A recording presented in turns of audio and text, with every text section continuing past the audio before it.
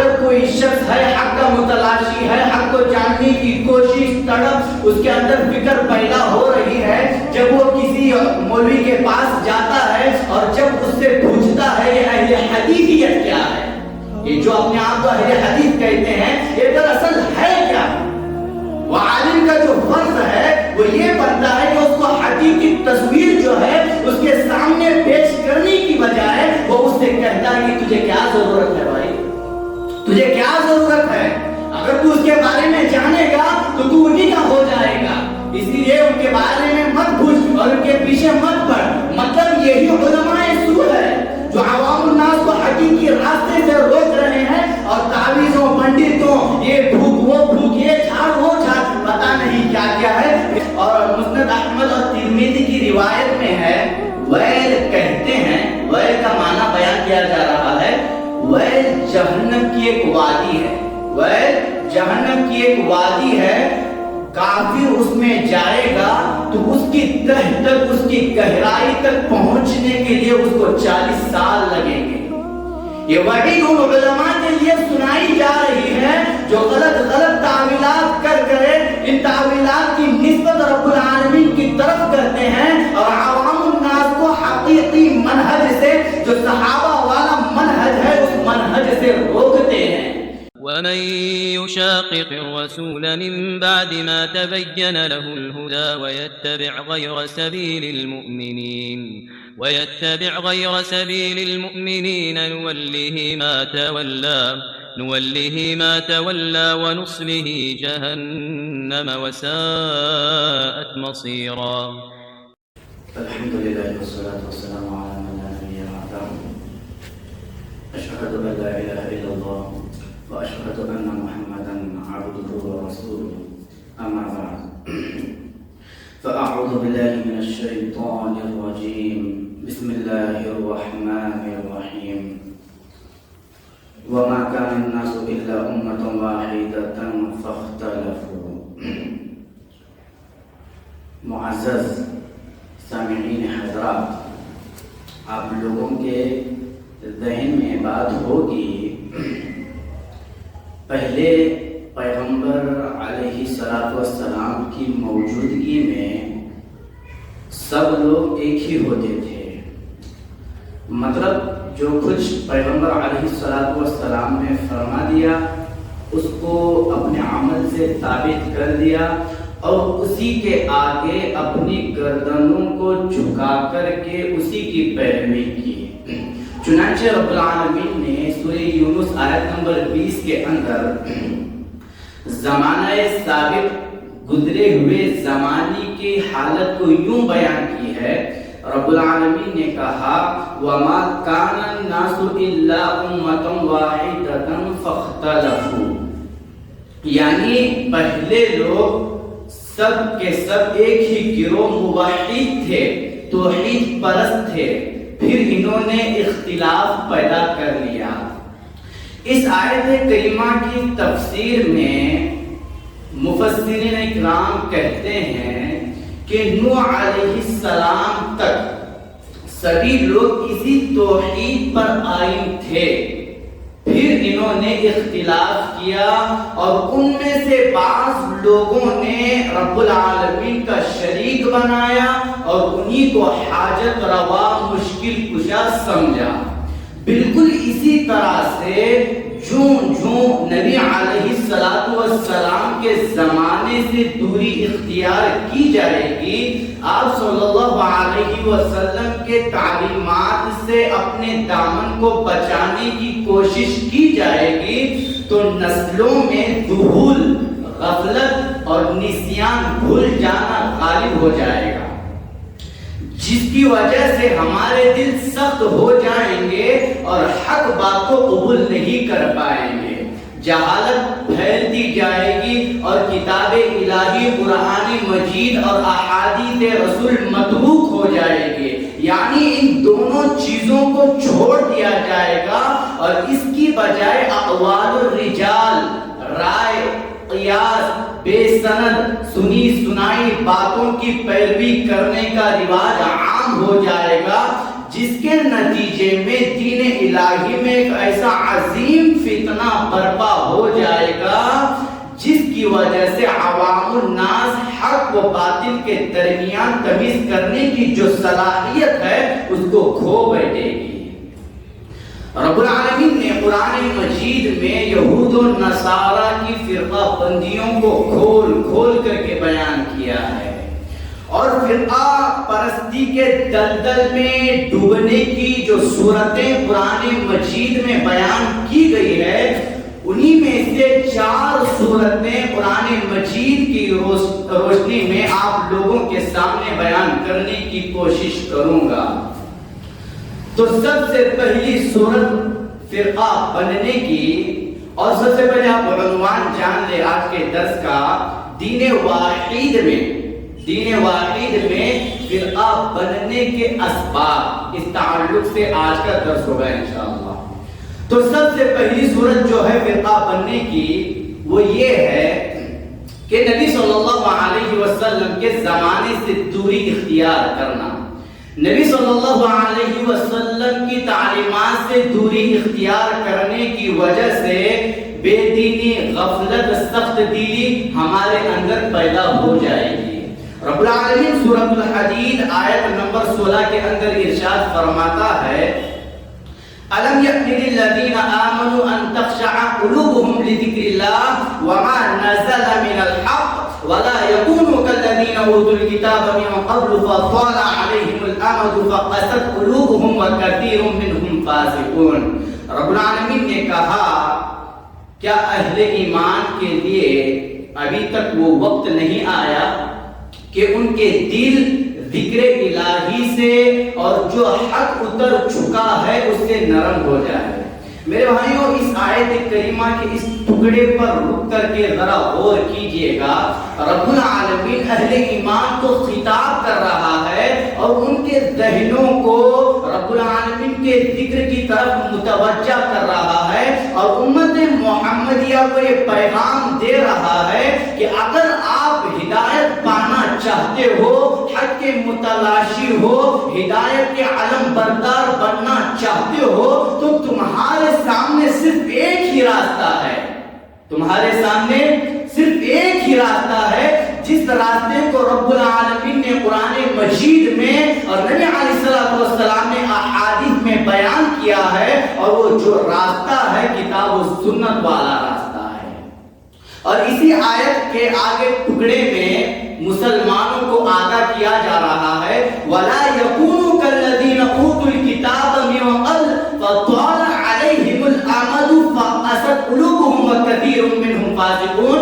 اور ان لوگوں کی طرح نہ ہو جاؤ جنہیں کتاب دی گئی تھی، جو اہل کتاب تھے، یہود و نصارہ، ایک زمانہ گزر جانے کے بعد ان کے دل جو ہے وہ سخت ہو گئے۔ انہوں نے کیا کیا؟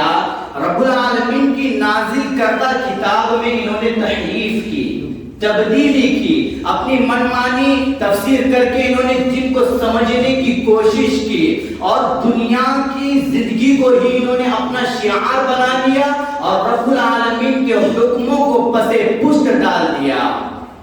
اور اسی کے ذریعے رب العالمین مسلمانوں کو بھی تنبیہ کر رہا ہے، اگر تم بھی ان کے نہج پر چلو گے، ان کے طریقے پر چلو گے، تو تمہارے دل بھی جو ہے سخت ہو جائیں گے۔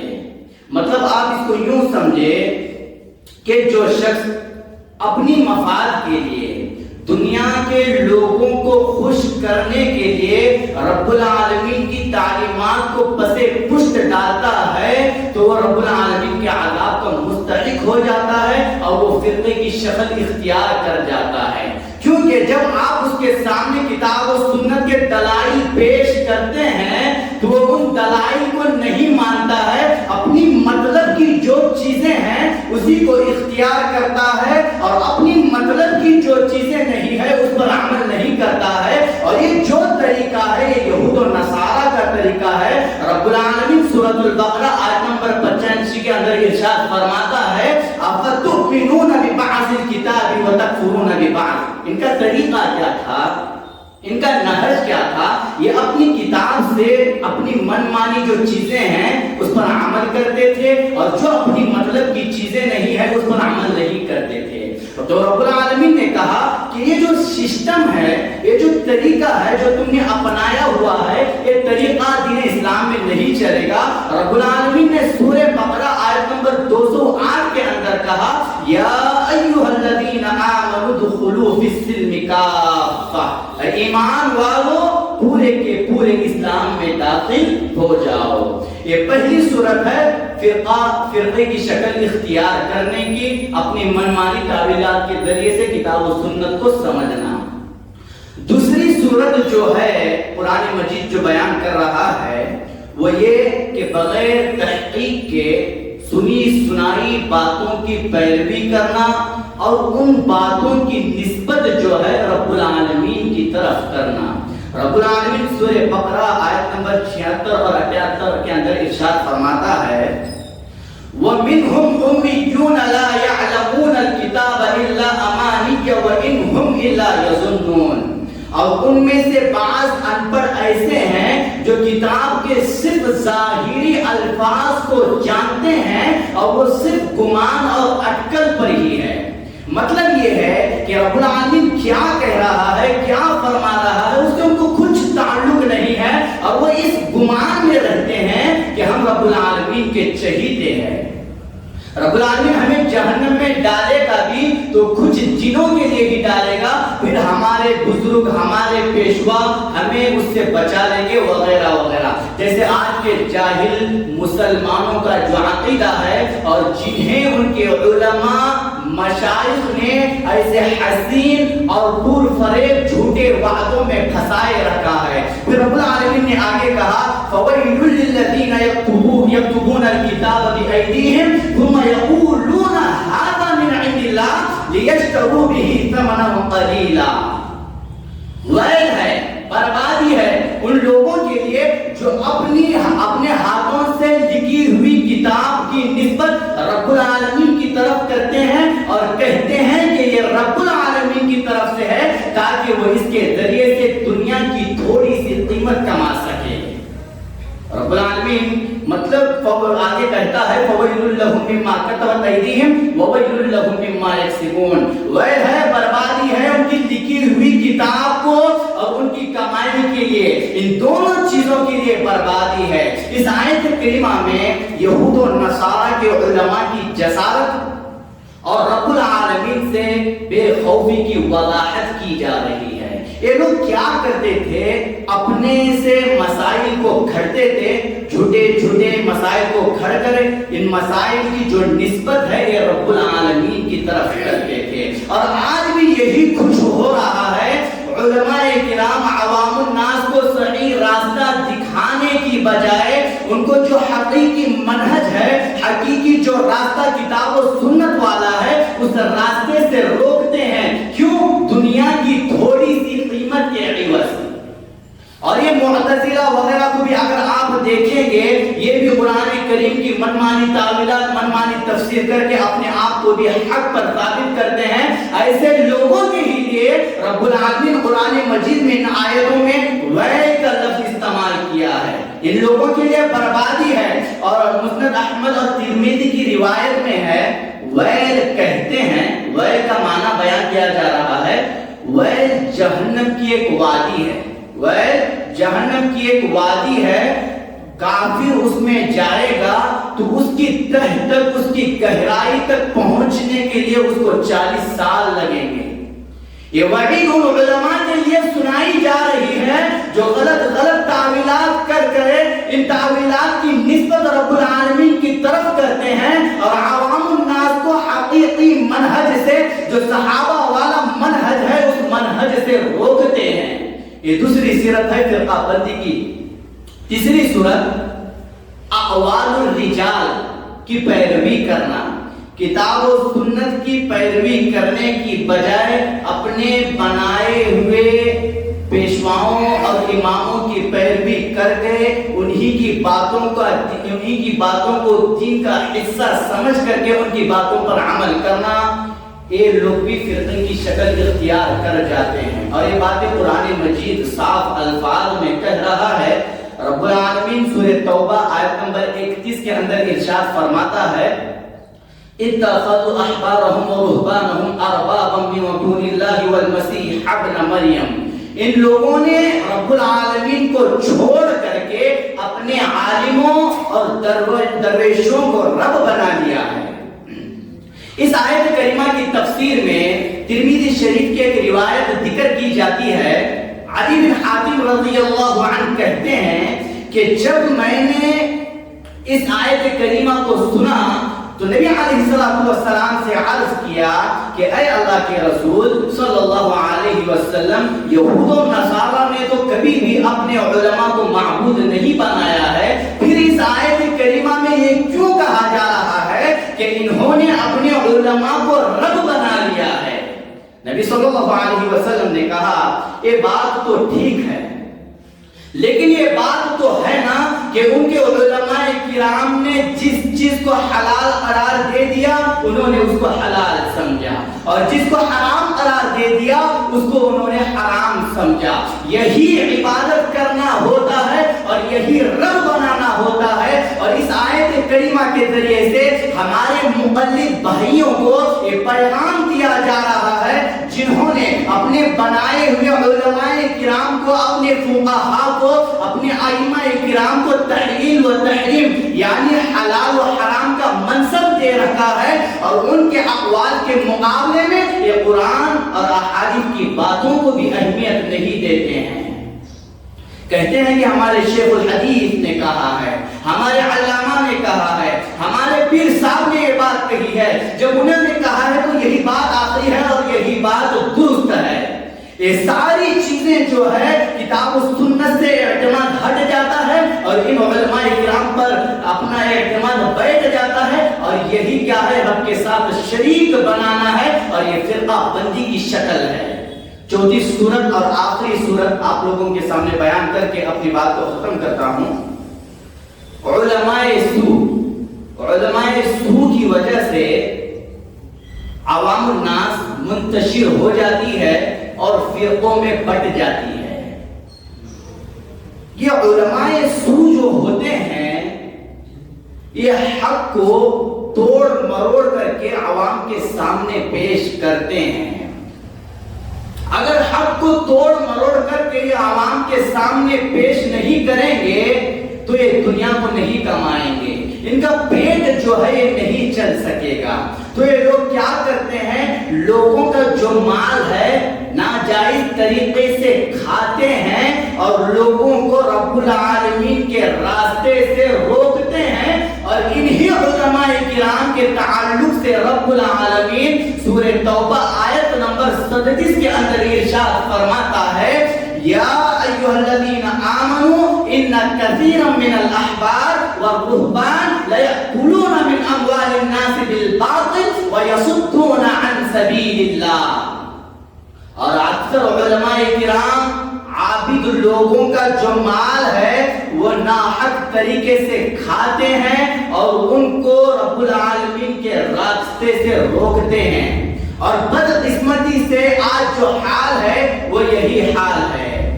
علماء سو عوام الناس کو دھوکہ دے رہے ہیں. مثال کے طور پر آپ سمجھیے گا، اگر کوئی شخص ہے حق کا متلاشی ہے، حق کو جاننے کی کوشش تڑپ اس کے اندر فکر پیدا ہو رہی ہے، جب وہ کسی مولوی کے پاس جاتا ہے اور جب اس سے پوچھتا ہے یہ اہل حدیثیت کیا ہے، یہ جو اپنے آپ کو اہل حدیث کہتے ہیں یہ دراصل ہے کیا، وہ عالم کا جو فرض ہے وہ یہ بنتا ہے کہ اس کو حقیقی تصویر جو ہے اس کے سامنے پیش کرنے کی بجائے وہ اس سے کہتا ہے کہ تجھے کیا ضرورت ہے بھائی، تجھے کیا ضرورت ہے، اگر تو اس کے بارے میں جانے گا تو انہی کا ہو جائے گا، اسی لیے ان کے بارے میں مت پوچھ اور ان کے پیچھے مت پڑ. مطلب یہی علماء سو ہے جو عوام الناس کو حقیقی راستے سے روک رہے ہیں اور تعویذوں پنڈتوں یہ بھوک وہ بھوک یہ جھاڑ وہ جھاڑ پتہ نہیں کیا کیا ہے، پھر ایک نبی علیہ السلام کے اس فرمان کا مصداق ہو جاتے ہیں، تم پچھلی امتوں کے طور طریقے کی ضرور پیروی کرو گے۔ رواہ البخاری۔ یہ 4 صورتیں میں نے آپ لوگوں کے سامنے پیش کی، فرقہ بندی کی۔ اس کے علاوہ اور بھی بہت ساری آیتیں قرآن مجید میں اور احادیث رسول میں ایسی باتیں ہیں جن پر مسلسل آدمی عوام کرنے سے اپنی اصل سے ہٹ جاتا ہے، اور جو شخص کتاب و سنت اپنی اصل سے ہٹ جاتا ہے وہ فرقے کی شکل اختیار کر جاتا ہے۔ اسی لیے رب العالمین سے ہم نمازوں میں ہمیشہ یہ دعا کرتے رہتے ہیں، اہدنا الصراط المستقیم، اے اللہ ہمیں سیدھے راستے پر چلا۔ خلاصے کے طور پر یہی کہ جو کچھ باتیں کہی گئی ہے، ان باتوں کو سن کر کے، ان باتوں کو اپنے سامنے رکھ کر کے ہمیں اپنی زندگی گزارنے کی ضرورت ہے، ورنہ آدمی کب اپنی اصل سے ہٹ کر کے ان علماء سو پر اپنا اعتماد جمائے کچھ پتہ نہیں ہوتا ہے۔ اسی لیے کتاب و سنت سے جڑ کر کے، صحابہ کے منہج سے جڑ کر کے ہمیں اپنی زندگی گزارنے کی ضرورت ہے۔ اللہ تعالیٰ سے دعا ہے کہ جو کچھ باتیں کہی گئی ہے ان باتوں کو سن کر کے، ان باتوں کو اپنے سامنے رکھ کر کے زندگی گزارنے والا بنائے، اور جب تک زندہ ہے کتاب و سنت کی باتوں پر عمل کر کے ان باتوں کو نشر کرنے والا بنائے۔ آمین۔ وآخر دعوانا ان الحمد للہ رب العالمین۔